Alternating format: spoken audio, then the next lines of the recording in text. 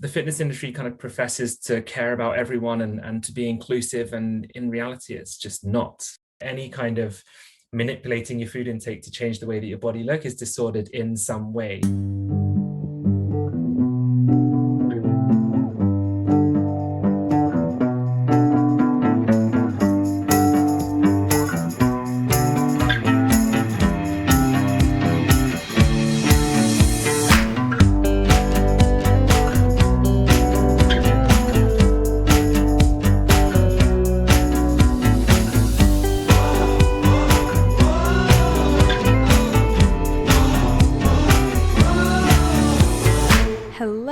Welcome back to the Uncovery podcast. My name is Maddie and I have a headache. I don't know what's going on. My brain feels like it's trying to escape my skull.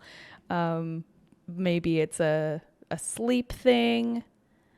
Although I've been absolutely religious about my sleep this past little bit, and I have always known that like a good sleep pattern and good sleep hygiene is important, but in actually doing the things that are good for it, I have unfortunately proven to myself that all of that is true, and now I can't unsee it, and now I need to be a grandma in terms of my sleep forever and ever.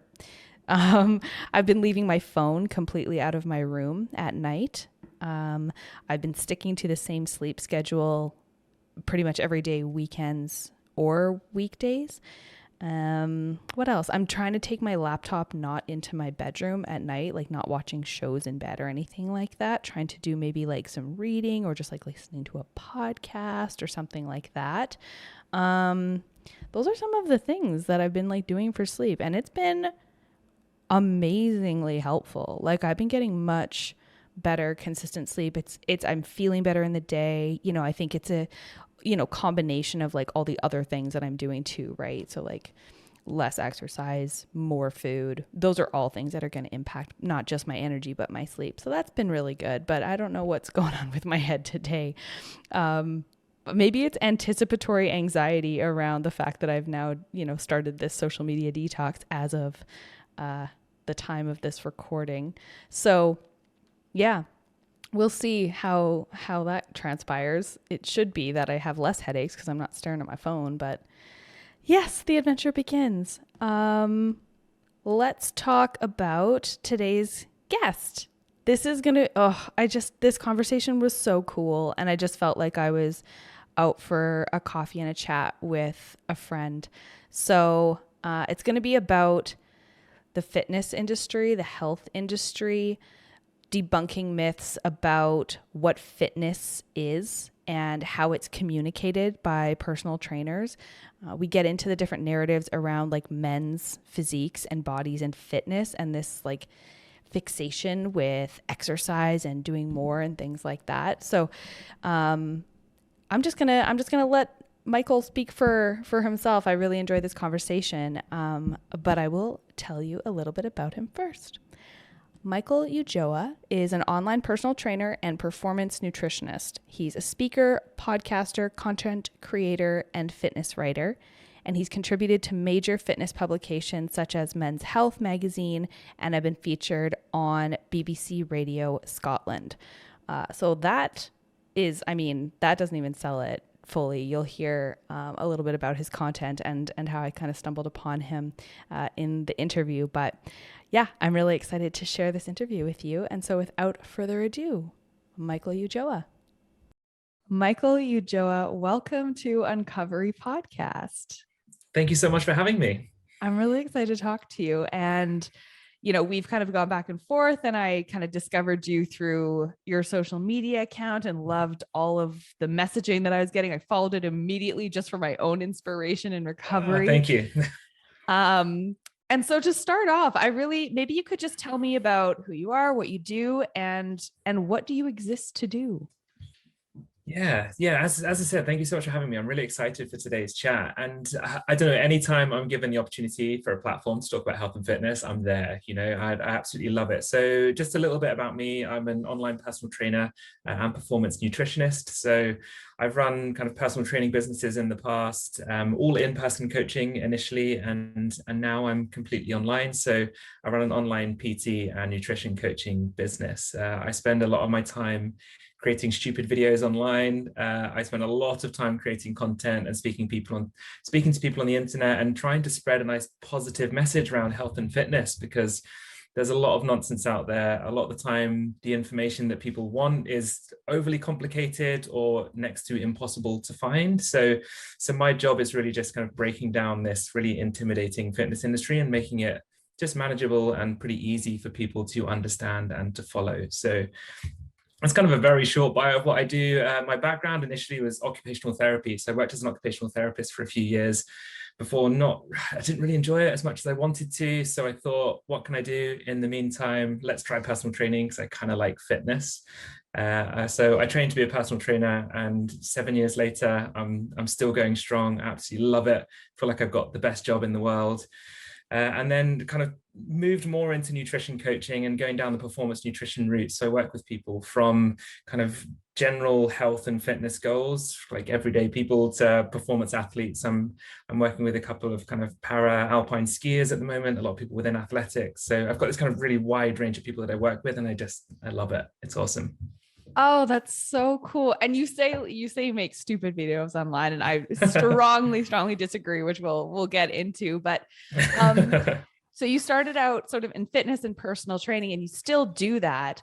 But at what point did you sort of see that there was a problem with the way that the fitness and nutrition space was being communicated, used, and in the issues that you were seeing maybe come up with clients, how you kind of got started into this alternate messaging?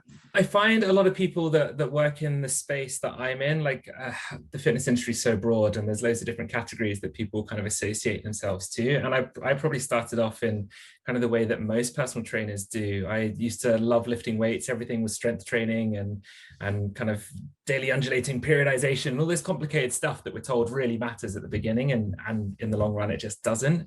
And a lot of people that create content around like body positivity is kind of the area that I create content in.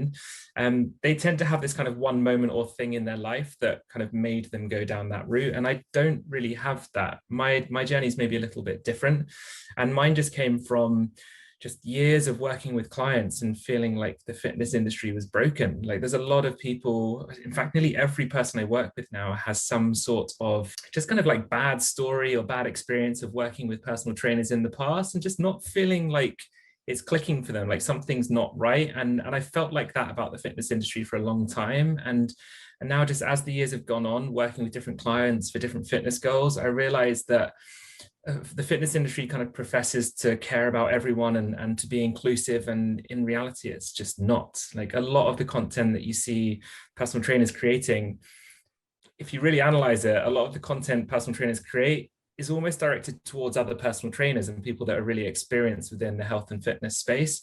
And those people who are just kind of everyday people that just want to do a bit of exercise, kind of eat a bit healthy to prolong their life and stay as healthy as possible, like it's really difficult to know who to turn to and what is right and wrong. Maybe even just like 2-3 years ago, my messaging was just completely different.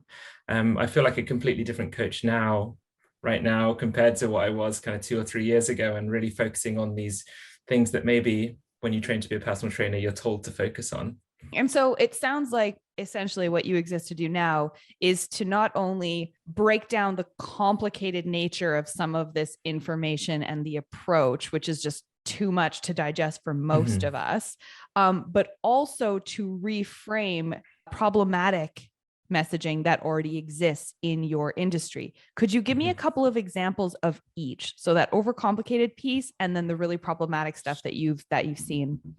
Yeah, in the kind of overcomplicated aspect of it, someone will go to a personal trainer a lot of time and they'll want a training program to follow. And that training program is massively overcomplicated. And I feel like a lot of personal trainers do that. I don't want to bash personal trainers too much. I know I spend a lot of time doing that. I am one No, and I there's love good and bad in PTs. everything, right? Yeah, Like there's great exactly. nutritionists, there's poor ones, there's great personal trainers, there's poor ones. Like, Yeah. so yeah. So like some examples of how it would be overcomplicated, what people would run into. Yeah, I think people PTs feel like they need to justify their cost, I think is a lot of the issue there. So they'll give these really complicated training programs because it looks really impressive, like go in the gym and do all these specific things and hitting different body parts and different times. And it just doesn't really need to be like that. And a lot of the time I'll send new training programs to clients and they'll kind of go, oh, is that it? And I don't take that as an insult. Like I feel like that's what it should be. It should just be this really easy, simple plan to follow that fits around your lifestyle rather than consuming your lifestyle. And if more coaches took that approach, so many more people would feel welcome and and achieve fitness goals. It just is massively, massively overcomplicated. So the amount of times I get messages from clients kind of saying, like, what's the best time of day to train? What time am I supposed to be eating these foods? And what gram of protein do I need to eat? And yes, you can go down to the intricacies of that. And when you're kind of a high performance athlete, those things are really important. But for the everyday person like myself, I count myself as someone within that crowd, doesn't really matter. You can actually take a really relaxed approach to nutrition and exercise and achieve some incredible results.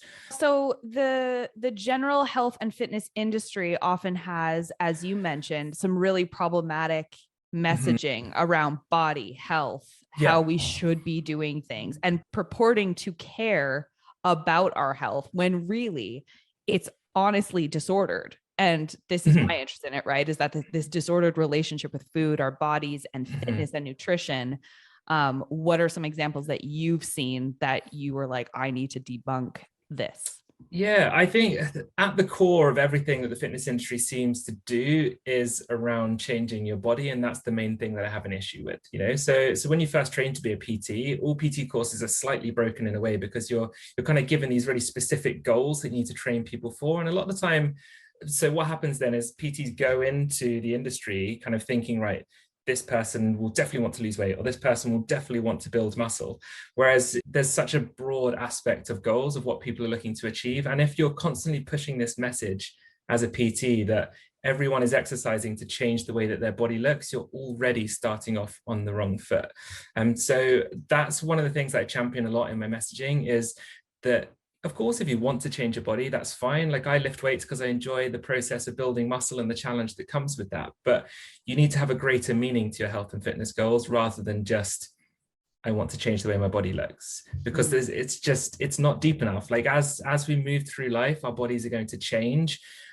Naturally, they're going to change. This is a completely normal thing that our bodies do. And if your sole purpose of exercise and eating is to make your body look a specific way, then you are absolutely setting yourself up for failure long term. So that's kind of like the core messaging behind everything that I'm doing, is trying to shift the focus of, yes, there's greater meaning here. Like we've been blessed with the ability to move. We've been blessed with the ability to kind of run and swim and dance and whatever it is. And we need to focus on that rather than, right, what can I do, even if it's miserable, just to make me lose weight.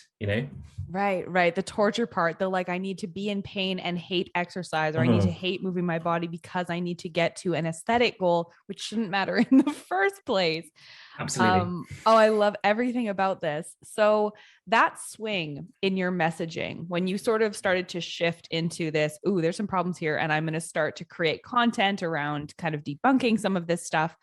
When did that start, and what was the response that you started to get? It was actually quite quick a change. I had a conversation. I've been really lucky with the clients that I've worked with. I've worked with some women specifically who are brilliant, who have worked within this space before and are also very vocal around the content that I create. So back in the day when I was creating content, if I created something and they thought, oh, this doesn't quite sit right with me, I was really open to hearing why that wasn't sitting right with them. And then I was willing to adapt. And so I was creating initially kind of a lot of content of kind of just the usual personal training messaging, Yeah. like, do you really want it enough? Come on, are you working hard enough? And then the longer you kind of have that mindset, it just becomes really, really toxic. And a lot of the time, that is not the case at all. Like, I got asked a question actually on a podcast recently. I really liked it. And I was like, what was one thing that you would like society to know? Or I can't remember the exact question, but. Oh, sure. I'm like, that one's coming up. Don't worry. Yeah. Oh, sorry. So no, that's good. No. It's perfect. It's perfect. Yeah. And the one thing that it was the kind of a final point. I really liked it. And I'd never really kind of like sat and thought about this point before, but it was that kind of body size, body shape there's so like a lot of personal trainers feel like the way that you look is solely down to your responsibility, personal responsibility of the way that you look. And I think that I've slowly over the years started to learn that there's so many different things, like mostly socioeconomic, like just kind of income and the area you live in, your education, like so many different things, genetics. All of these things play such a huge part that it's not just down to personal choice, and that's the kind of content that I started to create. And it was quite instant, actually, the reaction that I got. And a lot of these clients of mine who are very vocal and very honest with me were saying like, yes, this is the kind of content that is really striking a chord with me. So the more I started to engage with people in that space, create content around that topic, I realized that in such a short period of time, I'd already helped so many more people than all the previous content I was creating that was just going into a void of the usual personal training messaging that tends to be swiped past and doesn't really mean very much. Right. So it definitely would have set you apart. Did you notice a shift? I'm curious about demographically. You mentioned that you work with a lot of really brilliant women. How has it been for either the men that you used to train, do train? Did you notice a demographic shift in your either clients or audience? Because I think it's really difficult for men to embrace and talk about this kind of new, better messaging that you do now versus that sort of no pain, no gain aesthetic and strength at every cost, or they think they should feel that way. What's been the response from men? Mixed. Yeah, very, very mixed. Like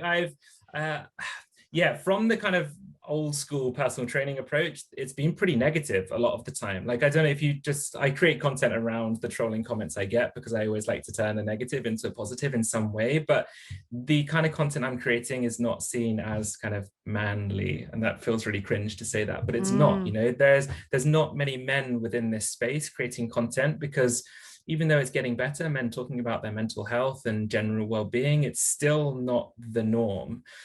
So I definitely do feel like a bit of an anomaly creating content within this space. And I'm always trying to encourage more guys into doing this because it is definitely needed. So my demographic, my PT client split actually is kind of quite even between men and women.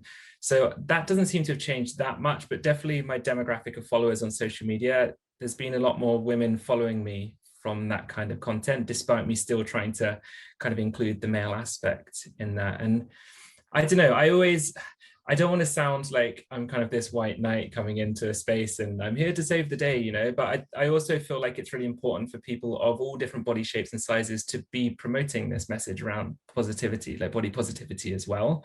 And I did always feel like I was almost encroaching in the space initially when I started creating the content.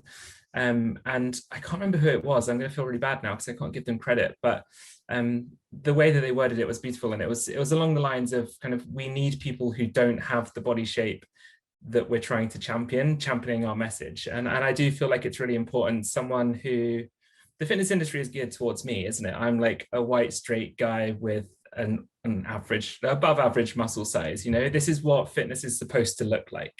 So I do feel like it's really important when someone who looks like that is saying, okay, this is what fitness can look like, but it absolutely doesn't have to look like that at all. And that's kind of every piece of content I create, I always kind of tentatively analyze it of like, am I coming across as a bit of a dick? Or am I actually genuinely helping the cause here? And I like to think that a lot of my messaging is hitting the right notes. I hope it is anyway. I can confirm that at no point have I seen your content and been like, you're a bit of a dick. Like it hasn't been happening. So I don't know. That's at least one person's opinion, but that's really interesting in terms of, I feel that way about mostly all activism in general, including in the body positivity space, including in any kind of social justice space, is you don't just need the marginalized group who needs their voice heard, to be the only ones with voices. It's actually really important that other people who are visible are elevating those stories and elevating those voices and elevating those important topics, because they have that audience that actually needs to change their mind. Mm-hmm. So you have an audience that exists of maybe your more traditional fitness minded, what we would imagine people following PTs on social media to be. Those people have eyes on you because of who you are, and they see themselves in you. Those are likely the people that then need to have their viewpoints changed in this way that yours has. So bringing people along from this positive place, I totally agree with you. That's actually maybe the key to doing this, is just to having more of those voices, as well as the ones that we're talking about, and that body diversity too. So I think you straddle that line, really, really beautifully.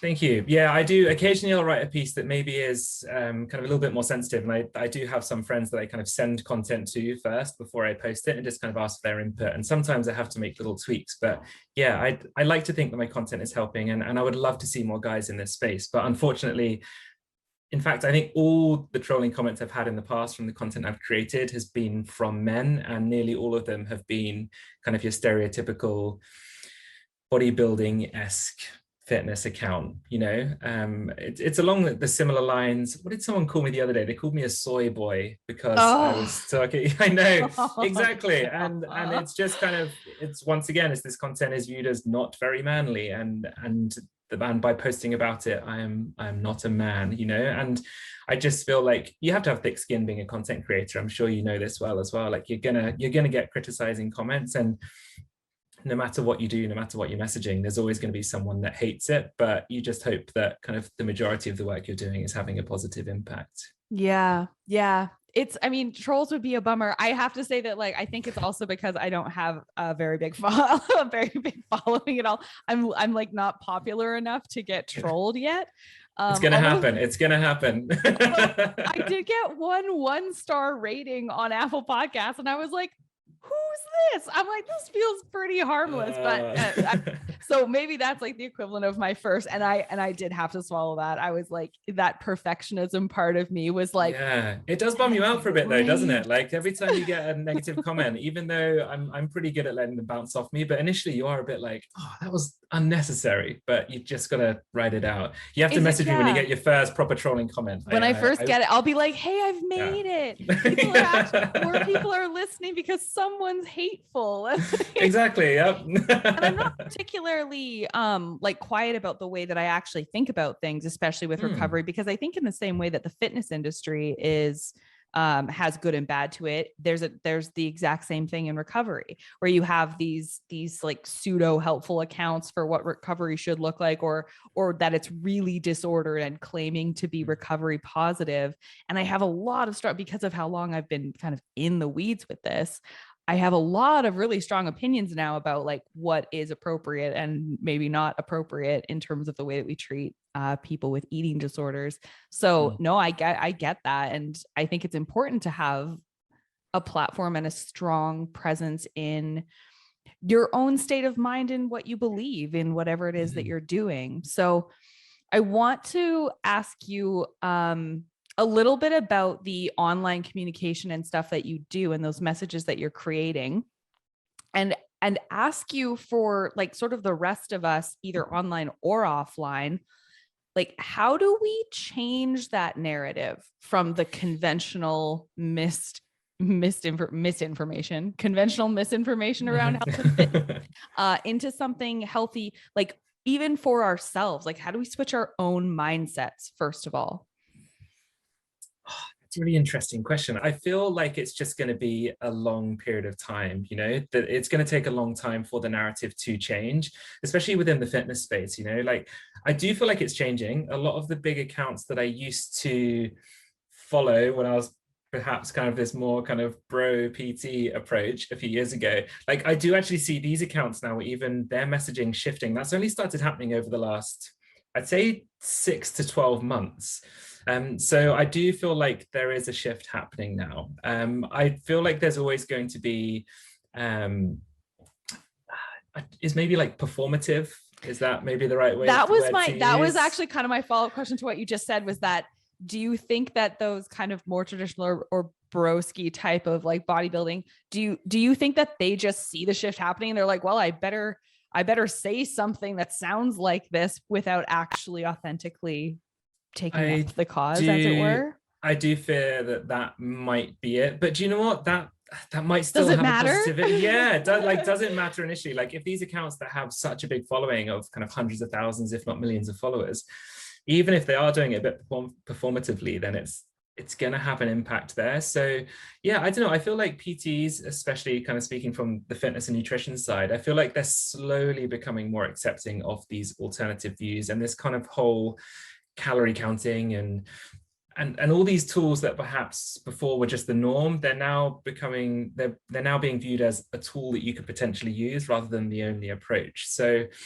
I don't know. I just feel like it's just going to take time. It's just going to take years of us plugging away, creating content that, you know what, you might get criticized along the way and it might not be kind of along the industry norm, but I do feel like it's going to get there and there will be some progress. I It hope needs so more anyway. views, more of you. I hope so. Yeah, I do. I want to see more guys. Like I have a podcast as well called Just the Fitness Tip that I run with a good friend of mine, Jason Auld. He's very his approach is very bro. Actually, he's a really good guy to talk about because he's genuinely the nicest guy. He's awesome, but his approach is very kind of old school. But us doing this podcast for the last kind of like 2 to 3 years, I've seen a shift in his content as well, actually, and the way that he approaches things. Like you look at him and he's much bigger than I am. He's covered in tattoos, sometimes has a mohawk and God knows what. So kind of, he looks quite an intimidating guy, but even his messaging now is starting to become a lot more kind of body positivity, body autonomy focused. So if people like Jason are kind of coming along for the ride now and starting to create content around this, then it is slowly happening. It's getting there. Oh, that's really cool. And I bet the Yeah. dynamic over time between the two of you discussing that, and of course I'll link everything in the Thank you. description and stuff so people can go and follow your podcast. I bet that's full of some really, really interesting conversations. Yeah, we're very, very different. We are very different. That's what I was going to say. He's also very Scottish. So I live in Edinburgh in Scotland. So I've got a very kind of South Coast English accent and he's very Scottish. So the dynamic between us both is quite funny to listen to. Yeah. Oh, I love it. I can't wait to share that with everyone. So kind of along the lines of conversation, maybe with people that have a more traditional view, how do we tell someone like, hey, what you're saying is actually not true or not great or not helpful? Like, how do we actually kind of guide those conversations with people in our lives? That's once again is a really, really tough one, especially if it's family, it's really difficult. I guess you can kind of an example to look at is maybe you've got a family member who has kind of gone through yo-yo dieting, has gone to loads of different diets in the past, fad diets that they tend to follow. Trying to encourage someone to step away from that approach when it's all they've known is very, very difficult. It's incredibly difficult. I'm sure you know from all your work, like trying to get someone to shift from that mindset can be a challenge. In fact, do you have any tips for that? I'd love to hear kind of. I mean, in a lot of ways, I feel like a bit of I don't know. I talked about this actually on a recent episode where I feel like a bit of an imposter because I'm still in recovery and recovering from like doing the things that I do myself, but my mindset is so much further ahead than that. So it's this really weird thing where I'm like, I can't exactly preach about like being recovered yet because I'm not there yet, but I believe all of these things about it. So I struggle because I'm sort of like, I don't know. It's almost like it feels almost like hypocrisy until I'm like fully recovered. Like I don't deserve to say these things, but I'm so committed now to recovery in my day to day, and I'm fucking doing the thing. So to me, I'm careful, but I'm also like, yeah, that's actually like not real, like that actually isn't helpful. And I don't know. Maybe I've just gotten so fed up with it all that I'm like, it is worth sharing how nonsense this mindset is. And I can say from my own experience, at least to people, like I used to feel that way. The ugliest parts of my brain feel what your brain feels right now. My eating disorder brain is saying the things that you're saying to me, just FYI. So That's that is as helpful as I can be, is being like, oh, I get it. And spoiler alert, that's disordered because I have one. Yeah, no, I think that's amazing. And I don't think it's hypocritical, or I can't remember the exact word you use, but I don't think it is at all. I think it's amazing, and people will be able to relate to it so much more than perhaps someone who's never experienced that, and their only experience is kind of what they've learned from textbooks or whatever, you know? So no, I think you absolutely have a fascinating insight that will really, really help people. And it's actually great that you're doing the podcast at this time, because it'd be really cool for you to look back on, you know, in like a year, 2 years time, to see how much you've changed and progressed from this point. That'd be really exciting to see. I am. And it's honestly inherently driven my recovery. Like, I see this as therapy doing it. I'm hoping that it helps others, of course. And sharing this information is like primary number one. It's almost like a knock-on effect, that it's also felt like every time I talk to somebody or every time I record, it re-energizes my commitment to then like go and do the right things. So that's the kind of the one piece. I think also though, watching people live it is the other thing. Having someone to look to that sort of eschews that traditional broski PT narrative and is like, hey, you don't have to do it. You can do it like this, and it's fine. Yeah. And it's so much better and healthier for your mind, your body, your soul, everything. I think having people to look to as inspiration. So when I think about people that are intuitive eaters, and I'm like, I just want to watch you. Like, I just want to like see how you exist, or like freedom in your movement, or true freedom in your body. I'm like, where are those humans to watch? Because that brings people along, I think, too. Yeah, no, it's really interesting you say that. And it also kind of makes me think about kind of the fitness industry once again, where you kind of, the old school broski approach there, they'll tell you that what we are preaching is unhealthy. You know, you're kind of promoting disordered eating, or promoting obesity is kind of the one that they like to say quite often, when you're not telling people to over restrict. And a lot of in fact, nearly all of the bad advice I've seen given in the fitness industry is by people that you see have kind of society's most kind of ideal physiques. You know, these are the bodies that we're told, right, this looks like health. This is what health is. When in reality, to achieve the look that these people have, they have to go through massive amounts of restriction, and it is anything but healthy. So I do gladly think that the industry is becoming more balanced, and we're seeing coaches that have kind of a much wider array of body shapes and sizes, and it's so good to see. You know, you kind of got people who are much larger bodies who are exercising regularly and lifting weights, and they're strong and healthy, and they're really challenging that old school narrative. And there's a lot of people clinging on to that old school approach that don't want to let go of it yet, but they're gonna have to, because it's happening. Because it's happening. And that's really interesting too, is that, so it's either that the people that look that way, as we were talking about before, there's so many other factors that go into that. Mainly genetics is, in terms of like the body shape and size that you have, is so influenced by that, by socioeconomic factors, exposure, raising, all of that encompasses the way that, like, it isn't as simple as just, oh, well, you just need to work harder or do this or that. So that's a huge piece, I think, of that sort of difference of body coming in, and those comments about whatever it is. But also those people might actually look that way because, as you kind of allude to, they're disordered. They're doing a bunch of disordered stuff. One of the most powerful comments that I got very, very early on when I was first seeing my therapist in eating disorder recovery, because I have had this sort of obsession with bodybuilding stuff for a very long time, because of the way that they use the tools of the fitness and the food. It's like, it's all of the same toolbox, but just used for a slightly different physique than, say, you know, eating disorder Maddie was after. But the tools are the same. So I was fixated on this industry, and I was convinced that these people were healthy. And I said to my therapist, and it was sort of this indignant, like, why do I have to recover? Like, why do I have to gain weight? Like, look at those people. They look like that. Why do they get to just like look like that and go on? See, they're healthy. And she's like, they sit in the same place that you're sitting in front of me on that couch. So I'm in my therapist's office. She's like, they sit exactly where you're sitting. They come and talk to me. And I was gobsmacked. I was like, no. She's like, they sit exactly where you're sitting. I talk to them every Mhm. day.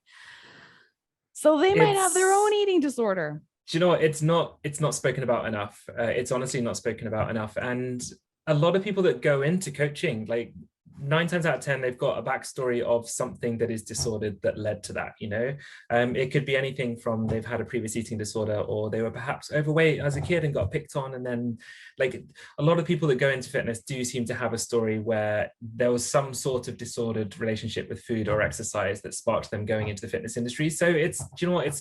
It's going to happen. Most people that work within the industry, there's going to be some signs of disordered eating or exercising still there. It's just a more socially acceptable way of manipulating food and exercise.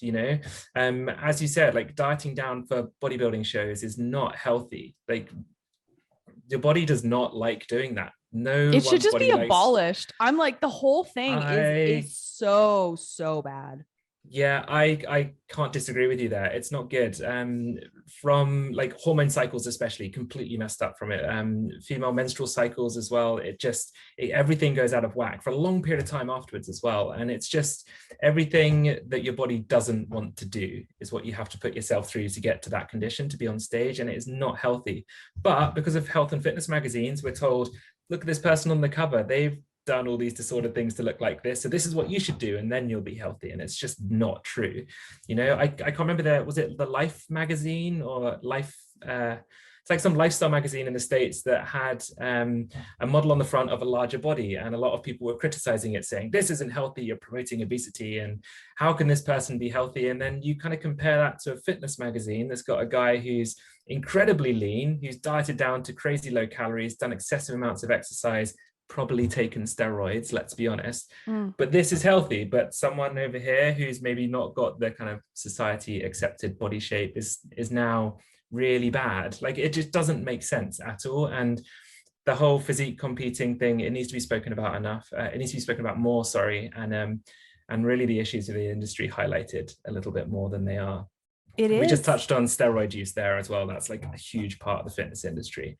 Talk a little bit about that. And I think also, especially like for men specifically, that idealized body that we don't talk about, but assume that men just naturally have, right? And that feeds, I think, this, well, if I don't look like that, I have to do everything at all costs to get to that.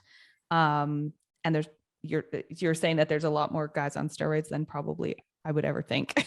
If you look at the stats, I don't have them to hand, but it is terrifying. Like, I think you'll be surprised if there'll be any gym around the country where there's not someone in there taking steroids at some point. And you mentioned guys there. It's probably more prevalent within men, but it's still very prevalent amongst women, especially within the kind of bodybuilding space. Like, it's still huge.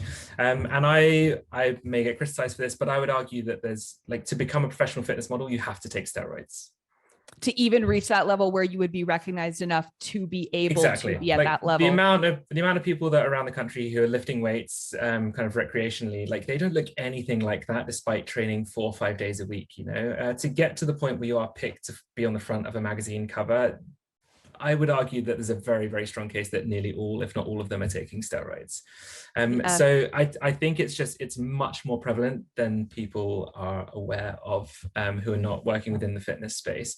I know many PTs who take steroids. None of them tell anyone that they're taking steroids, And then the issue with that is these PTs will then go onto Instagram, take a topless selfie and be like, by my training program, you can look like this, when in reality, you are not looking like that unless you take steroids. So all these young guys start lifting weights, they get into it because they see these physiques and think, yeah, I want to look like that. I want to look like Thor.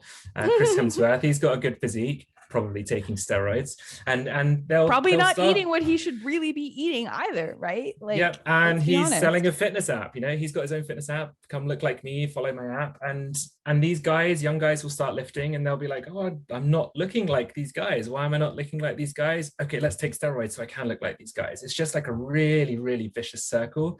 And yeah, steroid use is rife, and the health implications from that are huge as well. It's so damaging. It's so damaging. Yeah.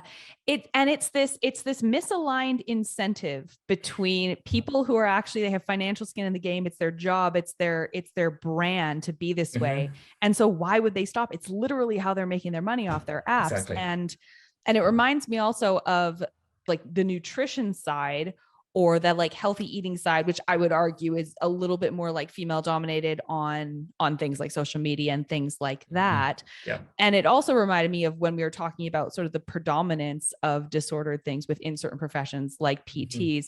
But there's also, I believe, some really strong statistics that suggest that there's a really high proportion of people with eating disorders or histories of eating disorders or underlying disordered eating who then go on to become dietitians and nutritionists, because it's like we fixate on the things that we are so Hmm. entrapped by and then end up turning it into their job. And Hmm. then they get online and they're selling cleanses, or they're selling their diet program, and they're saying, oh, this is what I eat in a day and you can look like me. And Hmm. it's all nonsense. So I see that as almost like the nutrition equivalent of what you're Yeah. discussing about fitness is like, buy my ebook about Hmm. recipes that will make you look like me. It's like, that ain't it. That ain't it. No. Hmm. Yeah, it's so true. And as soon as you challenge that theory that they have, or that approach that they have, it's you're attacking their entire being, like they will not want to change. And these people, because they look like the way society wants you to look, they amass these big followings and more people follow it. And it's just, as I said, once again, a big vicious cycle that it's Yeah. impossible to stop. And I feel like it's going to sound really negative, but I feel like social media didn't step in early enough, and now it's just too big a beast, and it never will be fully tamed. Mm. And yeah, disordered eating is the norm. Nearly everything that PTs get clients to do is in some way disordered. You could generally argue that any kind of manipulating your food intake to change the way that your body look is disordered in some way. So it's really difficult to challenge, because some people might be okay with a little bit of restriction and a little bit of disordered eating, whereas other people, any kind of restriction, and it's going to completely mess them up for a long period of time. So because it is such kind of an individual approach when it comes to nutrition and exercise, it's really difficult to tackle.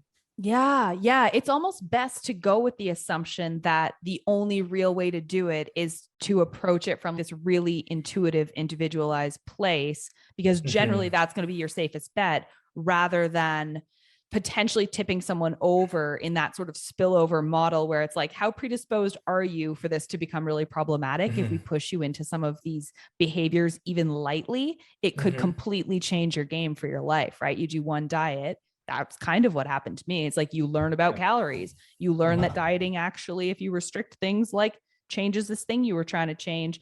And then it just gets out of control. And it might not have for you or for someone else to do Mm-hmm. that same activity or that same behavior that I did. But for me, here we are 10 years later, 12 years later, and it's like, Mm-hmm. oh, so that seems like a heavy risk to have Mm-hmm. that narrative and that approach. So, I mean, honestly, thank goodness for you and your content, because it's doing the work. It is doing It the work. is, but it's not sexy, is it? Let's be honest. Like the way that I approach nutrition is really not sexy at all. So it's a much harder sell. So therefore, your following will grow very, very slowly unless you make stupid videos. Hence my stupid videos comment at the start, because that's what it catches people's attention. But then if you actually look at my messaging, it's so basic, because that's kind of all it can be if you're doing it sensibly, because everything is so individual.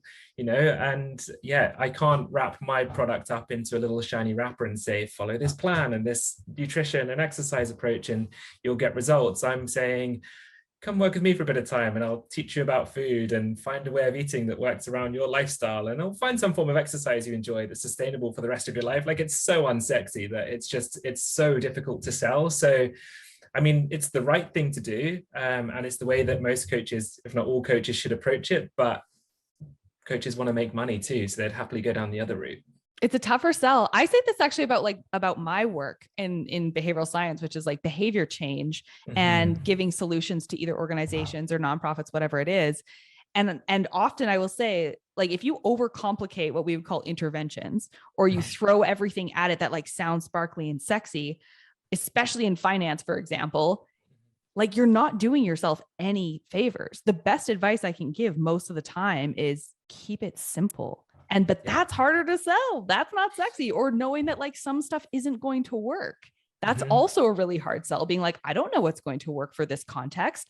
Yeah. I don't know what's going to work for you as a client, for example. Like, so that's tough. That's tough, especially when you're watching the rest of the world sell and get off on this other much, much more detrimental type of messaging. Do you ever get frustrated?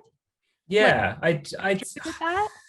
to some extent I do. Like I consider myself very lucky. Like I've been plugging away on social media for years, and I've kind of built this business that I'm really proud of. Like I've got a waiting list of people that will work with me, so I've got that security there. So that's awesome. It took time, probably way longer than if I went down the route of selling utter nonsense, you know. But I feel like because I'm comfortable in the way that I'm taking this approach, I know it's the right way.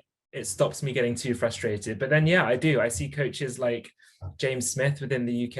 I don't know if you've heard of him. He's a big fitness, probably one of the biggest PT accounts within the UK. But his approach is very kind of thrives on controversy and in the past kind of fat shaming and all these kind of really harsh striking narratives that strike a chord with a lot of PTs, because that's still the main approach for personal training. So he builds this big traction, he gets invited onto news channels because he's controversial, and they make a lot of money, you know. Like that is frustrating, but only because I know how damaging it is, and it's impacting so many people negatively, but they don't know it yet. They feel like kind of being cruel to be kind is a good approach to take. They feel like if you're overweight, it's your fault, you need to work harder. Like all these old narratives that are still there, people still think that should be the norm, and it's not. They'll slowly get found out in time as the industry changes, but by that point he's off and made his millions, you know, and he'll scurry away and he'll be more than happy. And yeah, if you criticize, I'm sure if I did a post criticizing James Smith, which I have done in the past, I'll have a lot of PTs either unfollow or comment saying that I'm wrong, you know. That's where the trolls come out.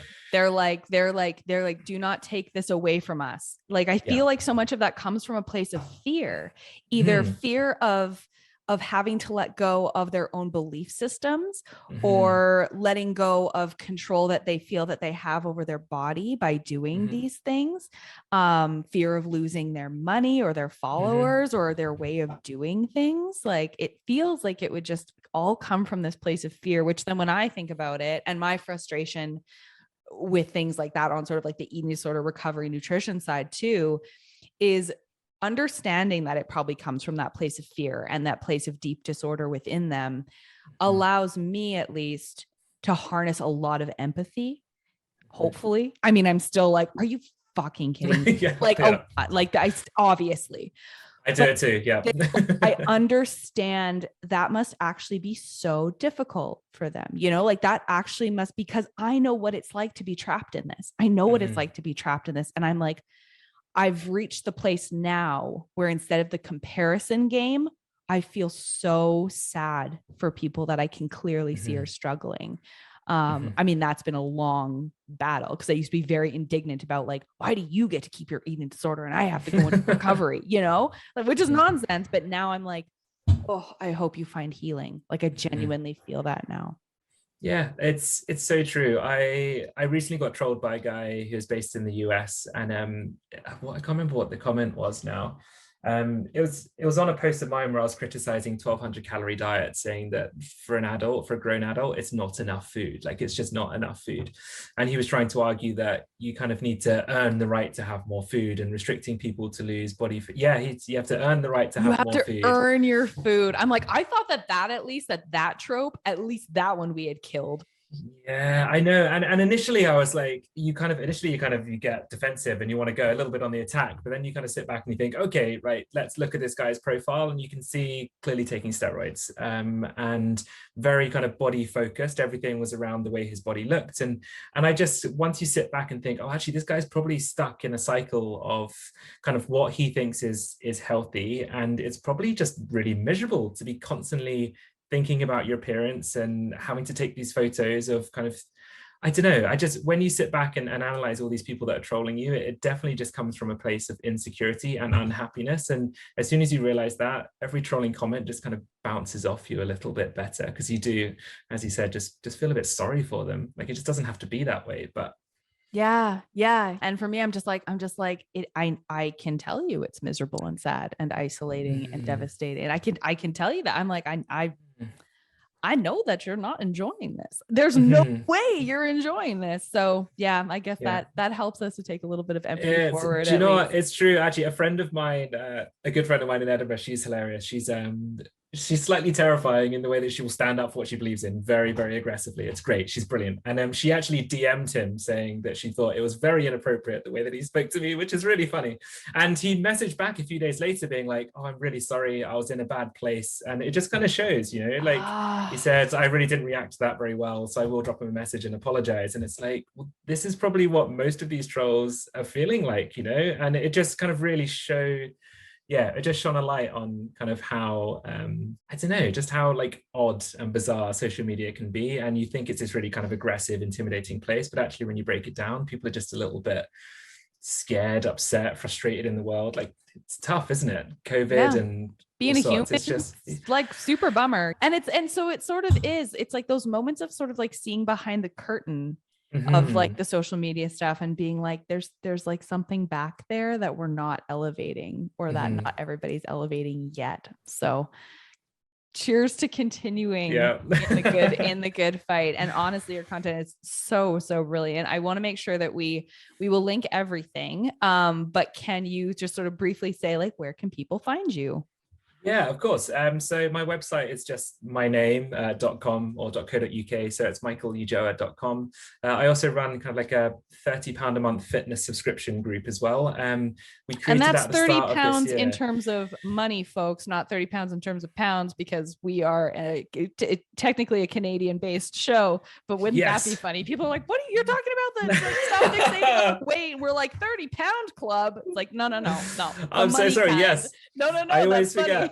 I always forget. I know I'll sometimes post like food and comments on social media, completely forgetting that anyone follows me outside of the UK, which is lovely. Yeah, so it's 30 kind of Great British pounds. Yeah. But it's open to everyone around the world, and it's basically a diet culture free fitness group. So it's kind of like an inclusive fitness community that is for everyone. We don't talk about any weight altering behaviors within the group, and that's called Nourish, Move and Maintain.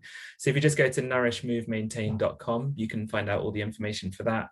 Otherwise, just Instagram is kind of the major platform people can find me at. It's just Michael Uolla PT, and it's the same on TikTok, which I'm slowly starting to do a bit more on as well. Okay. And it is like, oh my gosh, I can't even describe. It is so worth a follow to just even see your reels. Like they're so good. If you want to like change your mindset in any way about the way that you view fitness, your body, diet culture, all of that stuff, and start to do these things that Michael and I have been talking about, which is like, how do you tell people? How do you share this? How do you start to change your own mindset? The number one thing you can do is go follow Michael. So that's step one. Thank you so much. I appreciate that. This has been, oh my gosh, this has gone beyond even my expectations of how great this conversation would be. And so thank you again for being here. No, thank you so much for having me. I really appreciate it. Okay, take care. Cheers. Bye.